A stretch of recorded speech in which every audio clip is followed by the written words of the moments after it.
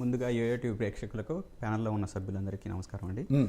రవి గారు, ఇప్పుడు ఒక కేసు పూర్వపరాలని మనం పరిశీలించినప్పుడు అది రాజ్యాంగ పరిధిలో ఉన్నప్పుడు, అంటే కేసులో బలం లేదని తెలిసిన, అంటే ఆ బలం లేదు, అదేవిధంగా న్యాయవాదుల్ని కానీ హైకోర్టులను కానీ అంటే న్యాయస్థానాలని కానీ వాడుకోవద్దని చెప్పేసి మన రాజ్యాంగం కానీ కోర్టులు కానీ చట్టాలు కానీ చెప్పినాయి. వాడుకోవచ్చు, బ్రహ్మాండంగా వాడుకోవచ్చు. అంటే ఇప్పుడు ఎవరైనా అంటే అరెస్ట్ చేసుకోండి అని చెప్పేసి పోతారా పోలీసుల దగ్గరికి? చేసుకోండి నన్ను అని అంటారా? ఫస్ట్ అన్నారుగా, అరెస్ట్ చేసుకోండి హ్యాపీగా అన్నారు కదా. అరెస్ట్ చేసుకుంటే చేసుకోండి, దానికి ప్రొసీజర్ ఉంటుంది కదా, ఆ ప్రొసీజరే ఫాలో అవుతున్నాం కదా. ఏది ఎవరు ఎట్లా అనుకున్నా రాజ్యాంగబద్ధంగా మనకు కొన్ని రూల్స్ అండ్ రెగ్యులేషన్స్ ఉన్నాయి, పద్ధతులు ఉన్నాయి. ఆ పద్ధతుల్ని ఫాలో కాకుండా ఎవరు కూడా లోపలికి తీసుకెళ్లరు, బయటకు తీయరు. ఇది అనుకున్నంత మాత్రాన అన్నంత మాత్రాన అంత తేలిక కాదు. మరి చట్టాల మీద అంత మంచి అభిప్రాయం ఉన్నట్టు కేటీఆర్ గారు ఈరోజు విచారణకు హాజరు కావడానికి లాయర్లు అంటే పెట్టుకున్నట్టు ఏంటండి? అదే అండి, దాని వైపే వస్తున్నాను నేను. అది హక్కు అండి. లాయర్లు కూడా విచారణలో భాగంగా చేస్తారా? తీసుకోవచ్చు. విచారణకు అనేక సందర్భాల్లో నిందితుడిని లాయర్ ముందు విచారించాలి అని చెప్పేసి అనేక సందర్భాల్లో కోర్టులు మనకు చెప్పిన సందర్భాలు లేవా? చాలా సందర్భాలు ఉన్నాయి. అట్లనే మేము అది ప్రాథమిక తన హక్కు తను వాడుకున్నాడు, వాడుకోవడానికి ప్రయత్నం చేసిండు. దాన్ని కాదని చెప్పేసి అన్నారు. దాన్ని కాదు అంటే కుదరదు కదా.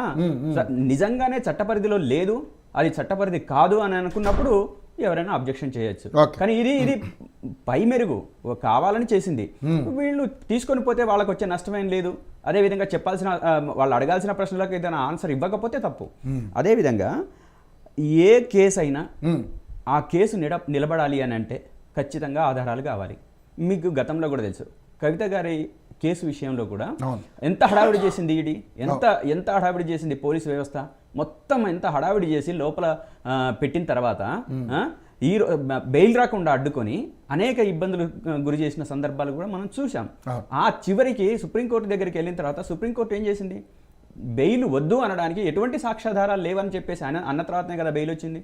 ఎటువంటి సాక్ష్యాధారాలు లేవు అంటే వీళ్ళు ఎక్కడా కూడా ఏ ఆధారాన్ని కూడా సాక్ష్యాధారాలని ఏవి కూడా ప్రొడ్యూస్ చేయలేదు, చేయకుండా ఉన్నారు కాబట్టి బెయిల్ వచ్చింది. అంటే ముందు హడావిడి చేయటము, పట్టుకుపోవడము, అదేవిధంగా అరెస్ట్ చేయడము, అదేవిధంగా జైల్లో వేయటము, వీళ్ళకి అది శునకానందం కావచ్చు, క్షణికానందం కావచ్చు, రాక్షసానందం ఇంకా అంతకంటే ఎక్కువ కావచ్చు. వాళ్ళకి చేసుకోమనండి, మాకేం ఇబ్బంది లేదు. మేము అంటే ఏదైతే న్యాయపరిధి చట్టపరిధి ఉందో దాన్ని ఉపయోగించుకుంటాం, ఖచ్చితంగా ఉపయోగించుకుంటాం. ఉపయోగించుకోకుండా ఉండం. అరెస్ట్ కావాలంటే లోపలికి పోయి కూర్చోవాలని చెప్పేసి ఏం లేదు. మాకున్న ప్రాథమిక హక్కులలో న్యాయబద్ధంగా చట్టబద్ధంగా రాజ్యాంగం కల్పించిన హక్కుల మేరకే మేము వాటిని యూజ్ చేసుకోవడం జరుగుతుంది. ఖచ్చితంగా యూజ్ చేసుకుంటాం. మీరు ఎట్టి పరిస్థితులలో కూడా దీన్ని డైవర్షన్ పాలిటిక్స్కు ఒక్కొక్క నెలలో ఒక్కొక్కటి దాన్ని ప్రజల అటెన్షన్ ని డైవర్షన్ చేసి కేటీఆర్ పై ఈ అక్రమ కేసు ఎందుకో తెలుసా? అంటే దానికి 100 కారణాలు చెప్తున్నారు.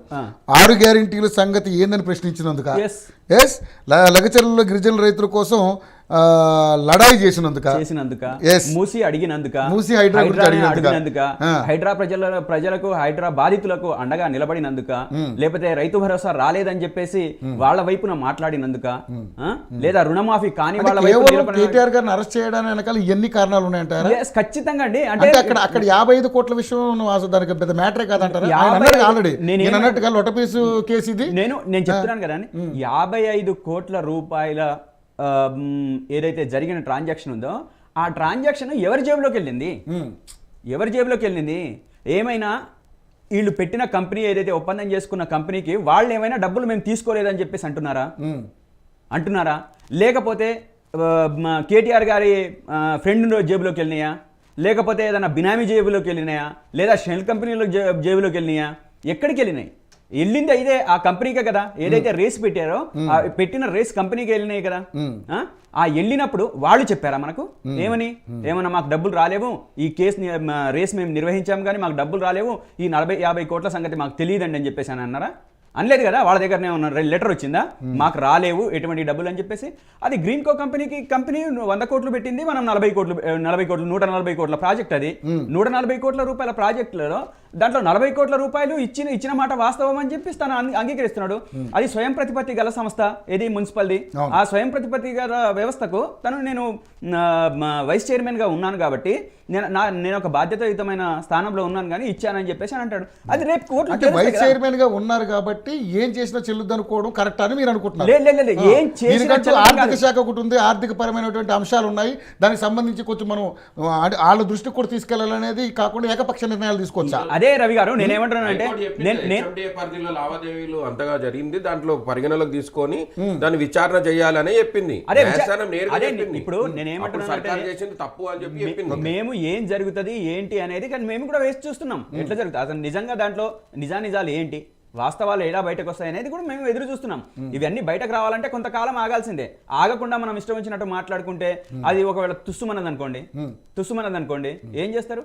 నిజంగానే బలం ఉండి నిజంగానే జరిగింది ఇది అంటే చట్టాలకు అతీతంగా జరిగింది, మన రాజ్యాంగానికి అత్యధికంగా జరిగింది, లేదా ఫైనాన్షియల్ వ్యవహారాలకు అతీతంగా ఖచ్చితంగా జరిగింది అని చెప్పేసి అనుకున్నప్పుడు ఎవరైనా శిక్షార్హులే. అది నేను నువ్వు చట్టానికి న్యాయానికి కాదు కదా. కాబట్టి వెయిట్ చేయండి. మీరు అనేక రకాల బురద చల్లడానికి ప్రయత్నం చేస్తున్నారు. అదే విధంగా కవిత గారి మీద అట్లనే జరిగింది, అట్లా జరిగింది. ఈ రోజు బెయిల్ వచ్చింది, మీకు తెలిసిందే. సుప్రీంకోర్టు క్లియర్ గా చెప్పింది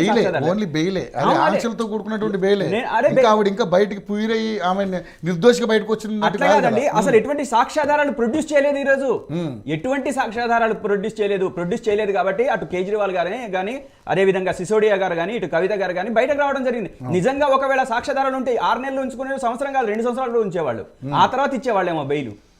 అంటే ఇన్ని రోజులు ఉంచొద్దు అని చెప్పేసి అది వేరే సంగతి. కానీ ఇక్కడ 6 నెలలకే అసలు ఎటువంటి సాక్ష్యాధారాలు లేవని చెప్పింది కదా కోర్టు, సుప్రీంకోర్టే. నువ్వు పెట్టిన ఛార్జ్ షీట్ ఇచ్చిన రిపోర్ట్ ప్రకారము. మరి ఇక్కడ కూడా వెయిట్ చేద్దాం ఏం జరుగుతుంది. నిజంగా ఇక లోపలికి పోయిన మనిషి బయటకు రాకుండా ఉండడు, అదే విధంగా బయటకు వచ్చిన తర్వాత ఈ కేసు నడవక మానదు, దాంట్లో నిజాలు బయటకు రాక మానవు. సో సుప్రీంకోర్టులో మీకు న్యాయం జరుగుతుందని మీరు అనుకుంటారు, ఎందుకంటే హైకోర్టు ఆల్రెడీ మీ క్యాష్ పిటిషన్ ని తిరస్కరించింది, రేపు సుప్రీంకోర్టుకు మీరు ఆశ్రయించబోతున్నారు. సో ఎలా ఉండబోతున్నారు? సార్ మేము రాజ్యాంగబద్ధంగా ఉన్నదాన్ని మేము ఖచ్చితంగా వాడుకుంటాము. సుప్రీంకోర్టుకి వెళ్ళే హక్కు మాకుంది, వెళ్తాము. ఇక్కడ కన్విన్స్ కాలేదేమో, సుప్రీంకోర్టు కన్విన్స్ అవుతుందేమో, అక్కడ కూడా కాదేమో, అయితే ఏంటి తప్పేం లేదు కదా. ఒకవేళ ఉన్న చట్టాలకు అనుగుణంగానే ఖచ్చితంగా ఇది జరుగుతుంది అని చెప్పేసి అనుకున్నప్పుడు జరుగుద్ది, కాదు అనుకున్నప్పుడు క్వాష్ జరుగుతుంది. ఏం జరుగుతుందో చూద్దాం, వెయిట్ చేద్దాం. అంతేగాని అంటే ముందే వీళ్ళు బాగా ఇక అట్లయిపోయింది ఎట్లయిపోయిందో ఈ రోజు ప్రజలు తెలుసుకున్నారండి. తెలంగాణ రాష్ట్రం ఇంత దారుణమైన పరిస్థితుల్లో ఉంటే మీరు వాళ్ళ మీద కేసులు పెట్టి వీళ్ళ మీద కేసులు పెట్టి ఇవి ఆనందాలు పొందడము, అది కాకుండా అభివృద్ధి గురించి ఏం లేదు సార్. ఇప్పుడు నిన్న బ్రిడ్జి ఓపెన్ చేసింది కూడా అది టీఆర్ఎస్ హయాంలో జరిగిన అభివృద్ధి. మీరు ఏదైనా తీసుకోండి అండి, ఏ ప్రాజెక్ట్ అయినా తీసుకోండి, వీళ్ళు ఓపెన్ చేసింది ఈళ్ల కాలంలో 135,000 కోట్ల రూపాయలు ఈ రోజు అప్పు తెచ్చిన తర్వాత. గతంలో కాంగ్రెస్ పార్టీ చేసిన కొన్ని ప్రాజెక్టులు కూడా మీరే రిబన్ కటింగ్ చేశారు, జరుగుతూ ఉంటాయి కదండి. కానీ ఎక్కువ శాతం మాయే ఉన్నాయి. వీళ్ళు 135,000 కోట్ల రూపాయలు ఏమో ఈ రోజు అప్పు తెచ్చారని చెప్పేసి చెప్తున్నారు. ఆ 135,000 కోట్ల రూపాయల అప్పులో ఏ కొత్త ప్రాజెక్ట్ ఓపెన్ చేశారని ఎక్కడ చేసిన అప్పులకు మిత్తులు కడుతున్నారంట సగం అందరూ డబ్బులు. అదే నేను గతంలో కూడా చెప్పాను, ఈ అబద్ధాలే మానది అని చెప్తున్నా కాంగ్రెస్ పార్టీకి. కాగని చెప్తుంది 2,000 కోట్ల రూపాయలు కడుతున్నారని చెప్తుంది కాగ్ రిపోర్టు. రిజర్వ్ బ్యాంక్ ఏమో 2,900 కోట్ల రూపాయలు అని చెప్పేసి రిజర్వ్ బ్యాంక్ చెప్తుంది.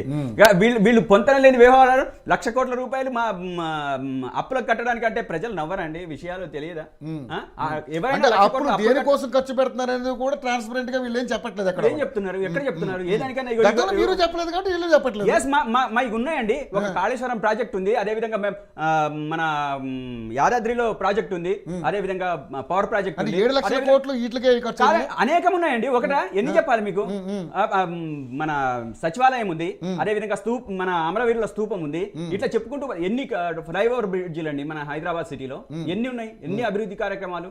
ఇట్లా అసలు వర్షం పడి మానిన 4వ రోజుకే రోడ్లు పడిన సందర్భాలు, వర్షాకాలం అయిపోయింది గుంతలు పడుతున్నాయని చెప్పి తెలవగానే వెంటనే రోడ్లు వేసిన సందర్భాలు, నీట్ గా ఉండే విధంగా హైదరాబాద్ సిటీ క్లీన్ సిటీగా ఉండే విధంగా చర్యలు తీసుకున్నది, వాటర్ రాకుండా జాగ్రత్తలు తీసుకున్నది బీఆర్ఎస్ ప్రభుత్వం.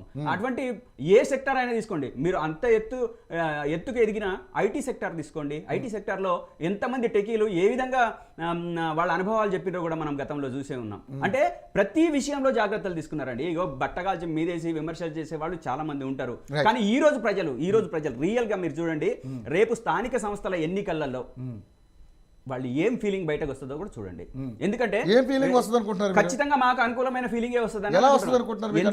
ఎందుకంటే పార్లమెంట్ లో మీకు ఏ విధమైన తీర్పు వచ్చిందో చూశారు రవి గారు. పార్లమెంటు పార్లమెంటు దీనికి చాలా తేడా ఉందండి. కాంగ్రెస్ ప్రభుత్వం చాలా తేడా ఉంది, కానీ ప్రభుత్వానికి అనుకూలంగానే ఉంటది. ఉండదు. మీకు తెలుసో తెలియదో, మాకు తెలిసిన మిత్రులు ఈ మధ్యనే నల్గొండకు పోయి రిపోర్టులు సేకరించారు ప్రజల దగ్గర నుంచి. దాదాపు 200-300 మంది దగ్గర సేకరించారు. అదే విధంగా నిన్న కూడా నేను ఒక టీవీకి వెళ్ళాను, అసలు భయంకరమైన వ్యతిరేకత ప్రజలలో ఉందని చెప్పేసి మాట్లాడుతున్న పరిస్థితి. అంటే ఇదేదో మన మెప్పు కోసమో మాట కోసమో కాదు, ప్రజల రియల్ మనస్తత్వంలో నుంచి వచ్చిన ఒక మాటని వాళ్ళు చెప్తున్నారు. నా మెప్పు కోసమో ఇంకొకళ్ళ మెప్పు కోసమో వాళ్ళు చేస్తే వాళ్ళకి వచ్చేది కొత్తగా ఏం లేదు. మేము నల్గొండ కాదండి, మీరు రాష్ట్రంలో ఉన్న ఏ జిల్లాకి వెళ్దామో చెప్పండి, ఏ పల్లెకి వెళ్దామో చెప్పండి. ఈ రోజు ఆ కొడంగల్కి వెళ్దాం, ఆ కొడంగల్కే వెళదాం, ముఖ్యమంత్రి గారి కాన్స్టిట్యున్సీకే వెళ్దాం, నిజంగా అక్కడ సంతోషంగా ఉన్నారా లేదా చూద్దాం. ఇవన్నీ చూసిన తర్వాత కదా రాబోయే రోజులలో మీరు ఖచ్చితమైన మార్పుని చూస్తారు, ప్రజలు దీనికి రెట్టింపుగా జవాబిస్తారని చెప్పేసి అయితే మేము అనుకుంటున్నాం. రైట్. పివి రెడ్డి గారు, వెంకటరెడ్డి గారు, నమస్తే. నమస్తే సార్.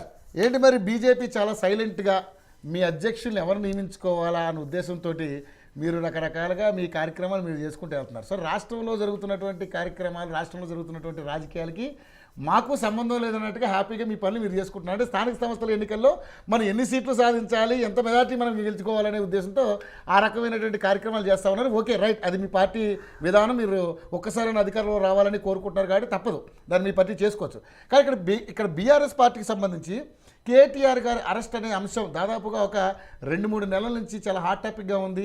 ఇదిగో అరెస్ట్ అంటే అదిగో అరెస్ట్ అంటే రకరకాలుగా జరుగుతూ ఉంది.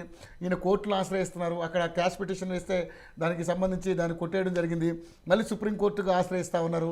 సో పెద్ద పెద్ద లాయర్లందరినీ, నిమిషానికి 5 లక్షలు తీసుకునే లాయర్లందరినీ మెయింటైన్ చేస్తూ ఈరోజు కేటీఆర్ గారు బయటపడేందుకు రకరకాల